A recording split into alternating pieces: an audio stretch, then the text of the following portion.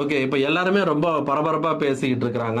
அடுத்து டிஜிபி யாருன்னு. நீங்க பப்ளிக்கா ஏதாவது எதிர்பார்க்குறீங்களா? இல்ல சார். நமக்கு யார் வந்தாலும் நமக்கு என்னன்னு தெரியல.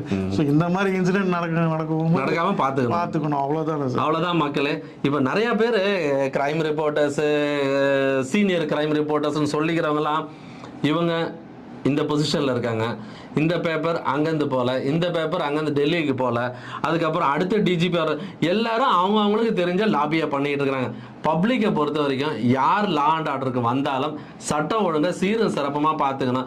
இவங்க தங்களுடைய லாபிகள் தங்களுக்கு என்ன ஆதாயம் கிடைக்கும் என்றதுக்காக பல அதிகாரிகளை இட்டுக்கட்டி பேசுறதும், பல அதிகாரிகளை ரவுண்டு கட்டி சைடு கட்டி பேசுறதும் தொடர் வாடிக்கையாக இருக்குது. ஸோ அதெல்லாம் நீங்கள் சீரியஸாக எடுத்துக்காதீங்க.